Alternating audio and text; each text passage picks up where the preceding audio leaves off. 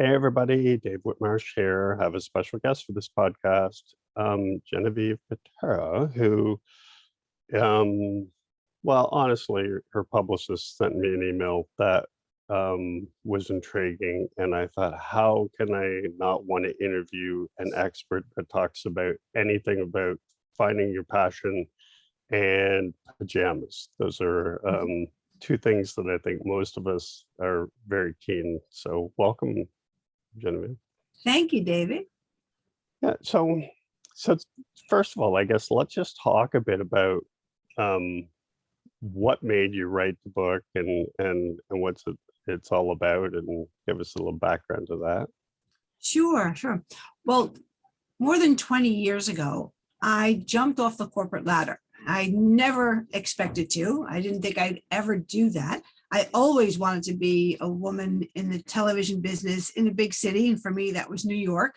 And I was on my way. I was 12 years in. And it was very exciting. It was a workaholic life, but I got to travel.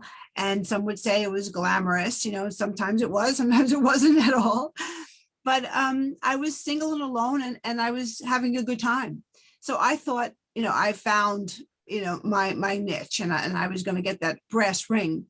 But a funny thing happened. One quiet afternoon in my co-op, I heard a voice in me, and it asked me, if this is the next 30 years of your life, is this enough? And David, that really rocked my world, because as I said a second ago, I thought I was on the right track. I thought it was what I wanted. Everyone said, get a job, when you graduate college, and that's what I was focused on, a job.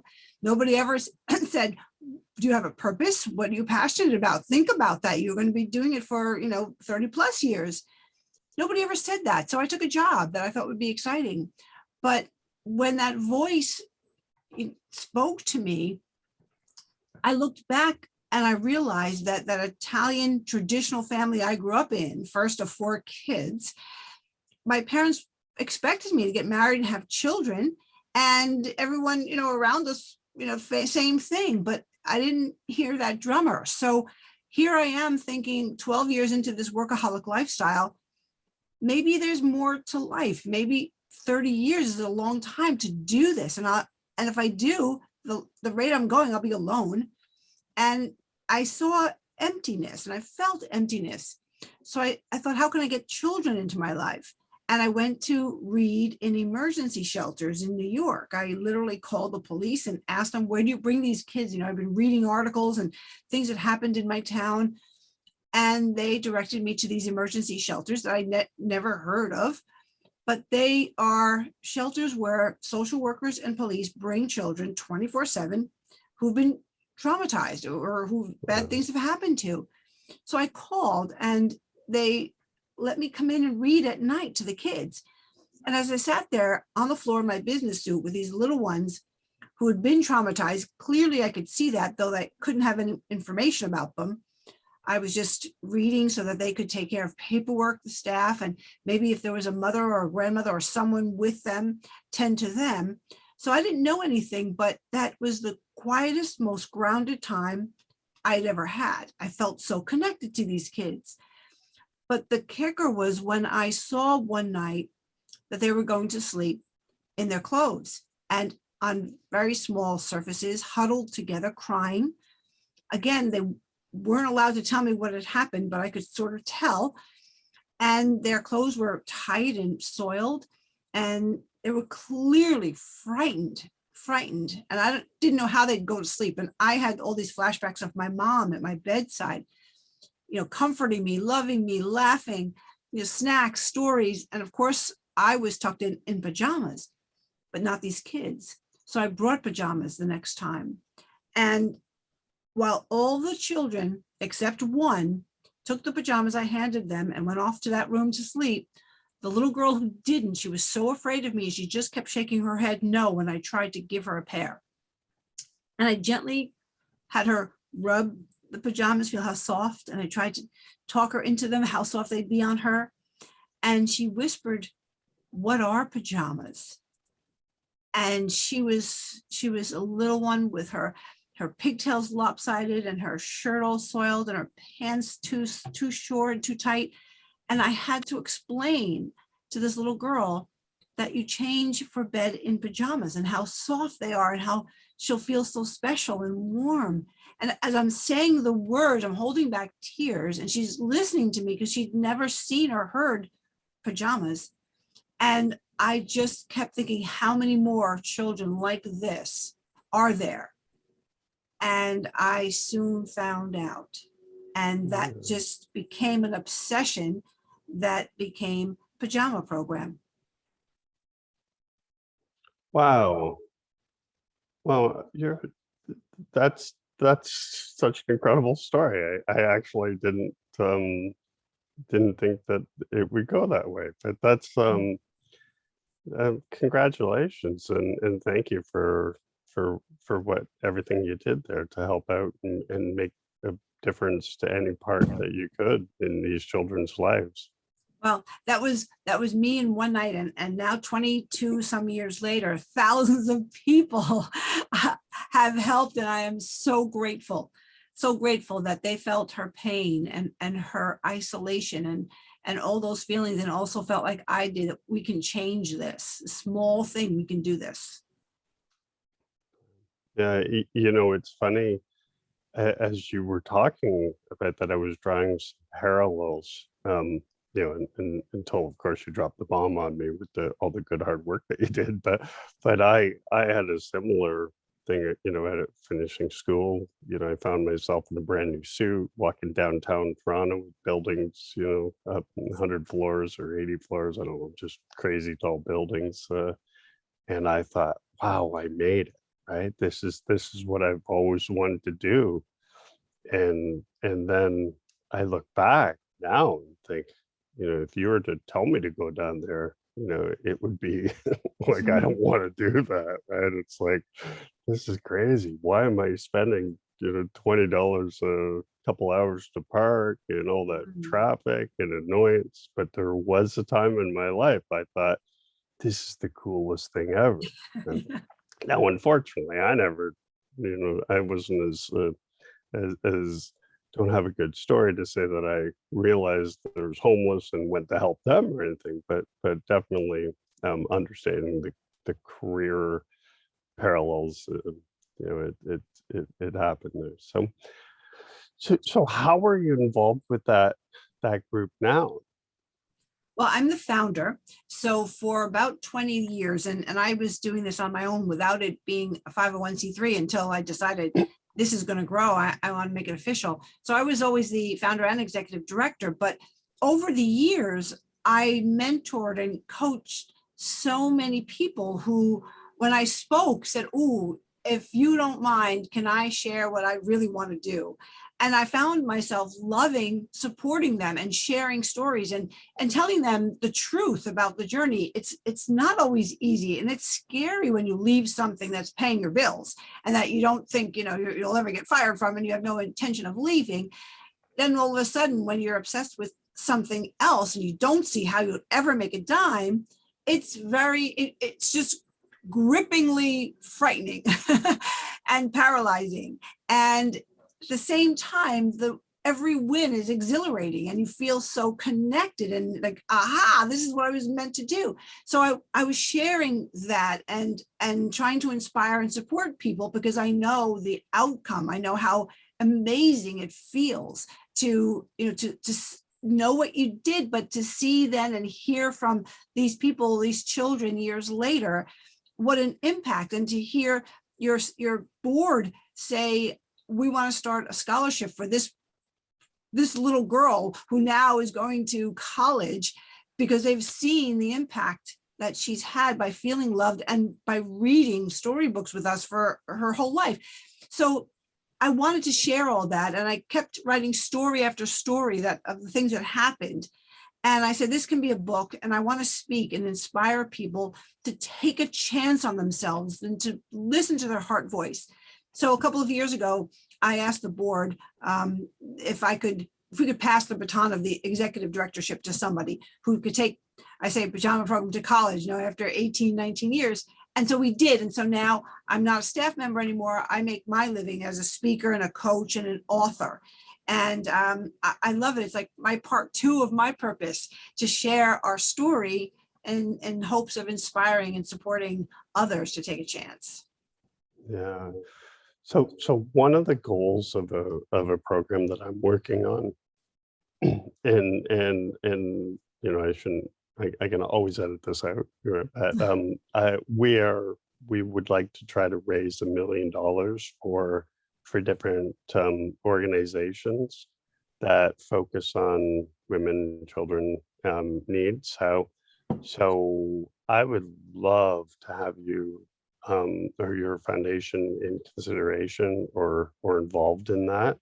You mentioned that it is a legitimate charity, so I would love to have you guys included in that, because I just think that's a wonderful story, and Oh. I'm sure that if we can help anybody or any people or any children, I think that's a good cause. So Oh, thank you. Well, if you would just email me, then I will share it with our team and introduce you around.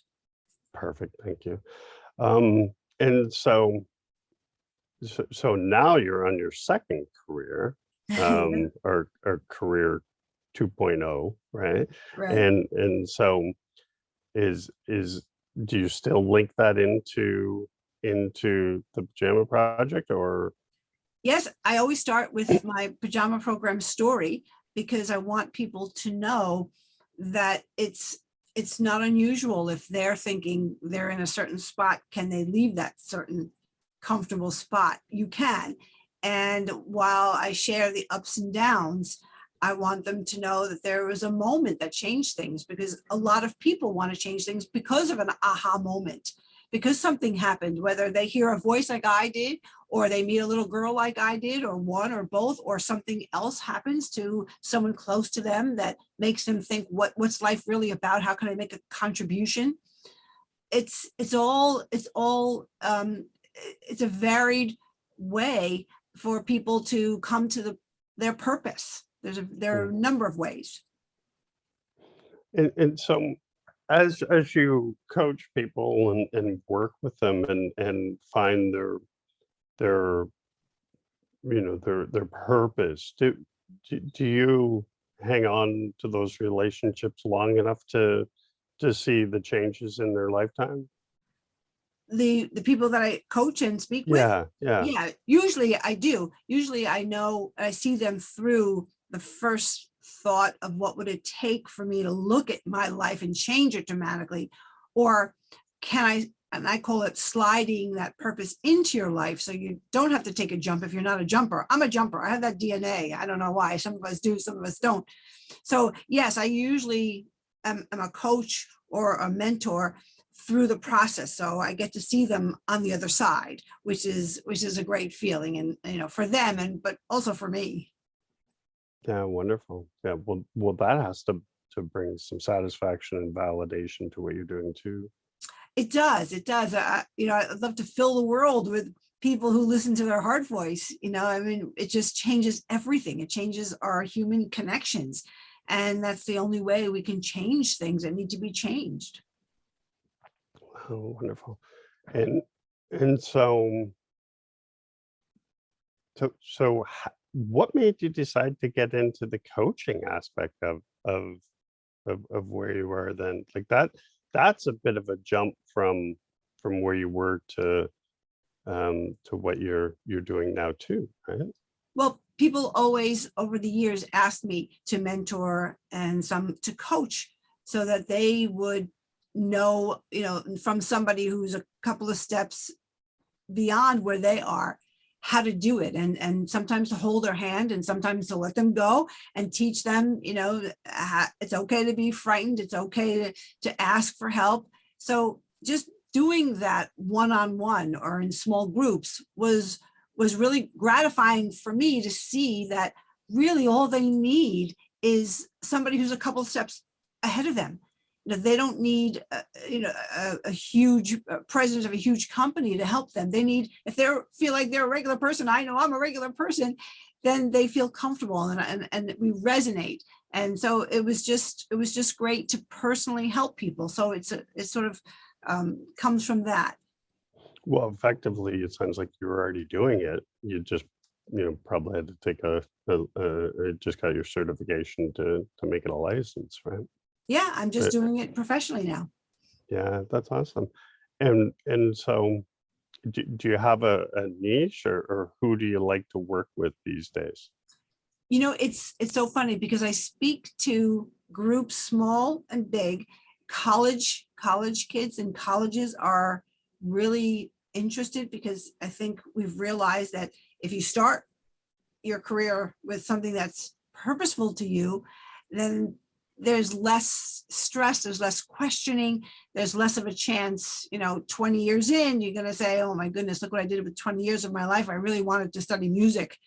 So I think finding early on, and we're all talking about, I think we changed from the word pivot to purpose. We're all looking for that now. So it's great to see that colleges and even some high schools want their students to think about it and want to support that in them.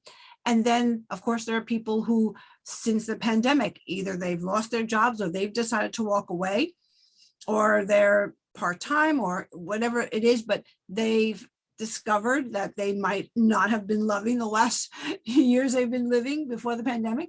And so they're wondering now, who knew what would have happened then? And we were all scared. So it scared some of us into thinking, what do I really want to do with the rest of my life? So there are those people. Then there are people like me who worked 10, 15 years and said, you know what?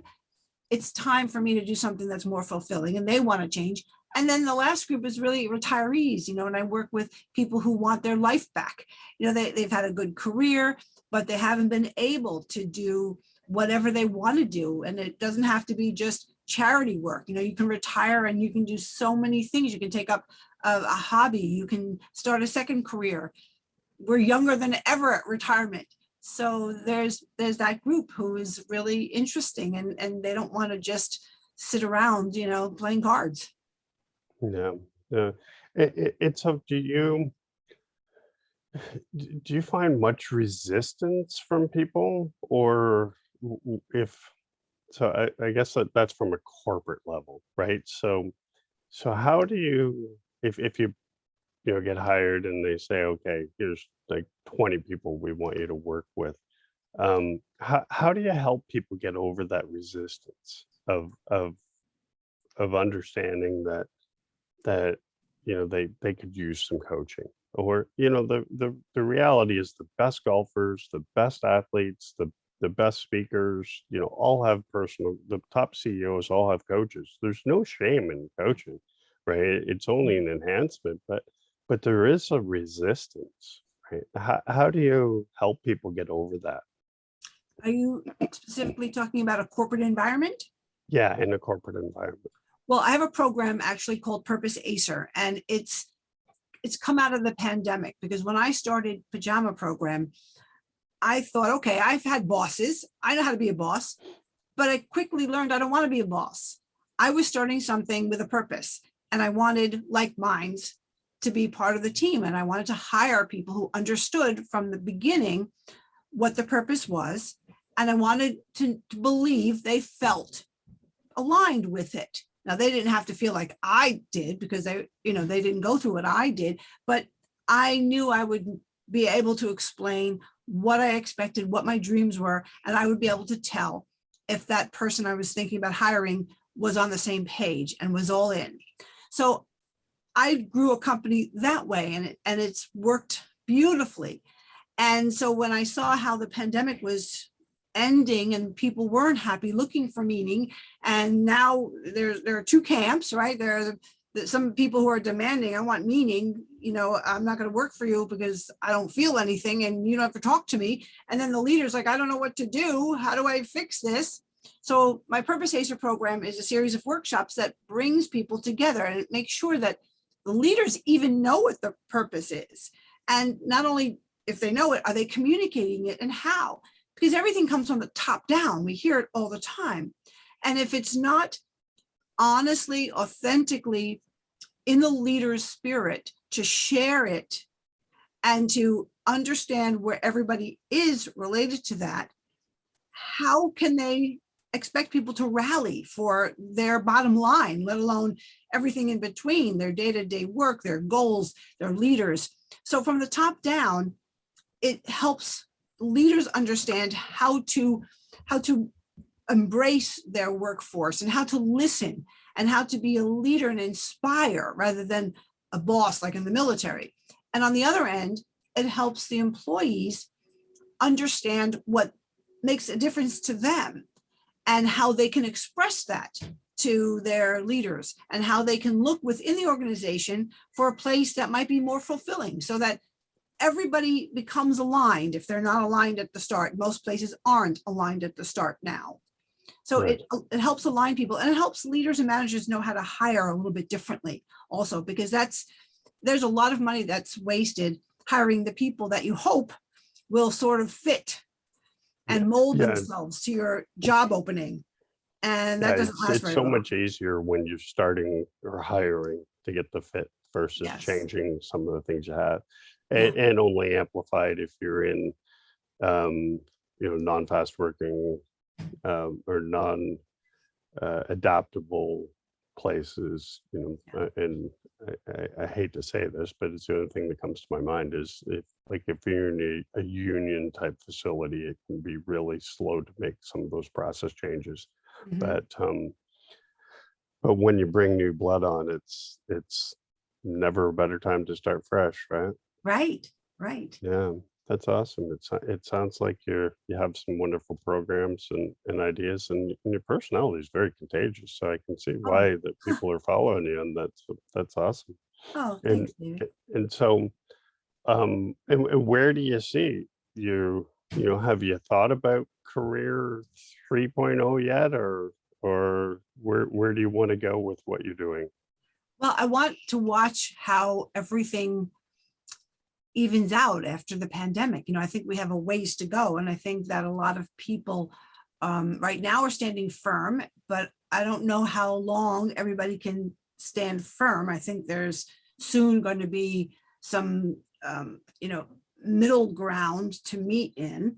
And I want to be part of that. I want to help. I want to support people. I mean, to me, if everyone is able to live a meaningful life, and that means in work, no longer are we expected to go to work and it's, drudgery for 8 to 10 hours a day. And then hopefully at night and on the weekend, you find a little meaning in your life. I mean, that sounds awful. And it's how we've been living.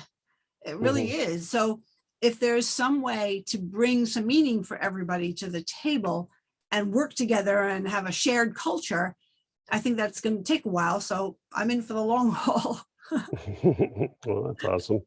Um, so if anybody's listening to this, we'll have a full description of the links, the charity, of course, how to connect with Genevieve directly, and and I'm sure there'll be a few folks that will be intrigued and interested. So, is there anything else that you want to share, or tidbits of what you're seeing, or I would just offer if anybody wants to chat, I'm always have big and good ears. They are big and they listen well. And I've seen and I've been through, both the best of times and the worrisome times of starting something new. And I've made mistakes and I'm very honest in my book and I share and I've learned. And that's what I want to do and just give people, share the lessons. I used to think, and people used to say it, and I used to think it too, it's the power of one. One person has an idea, changes the world. Well, you know what? I found out it's not the power of one that changes anything. It's the power of one another that moves mountains and moves people. And I think we have to move some people. yeah, and I think that people will do good to move themselves, right? I think that Yes. it's so easy Yes. to stay complacent where you are, and I think that a lot of people just use the pandemic as a push, if you will, right?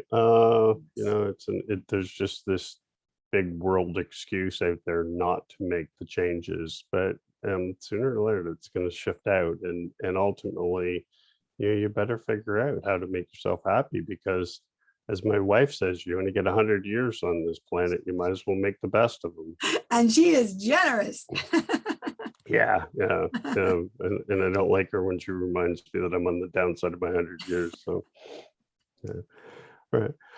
So, thank you. This is absolutely wonderful. Keep up the amazing work, and look forward to learning more about your foundation. And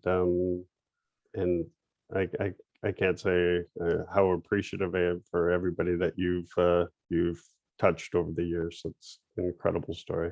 Oh, thank you, David. Thank you for inviting me to share the journey and the story, and my excitement for where we're headed. I think it's going to be good. Awesome.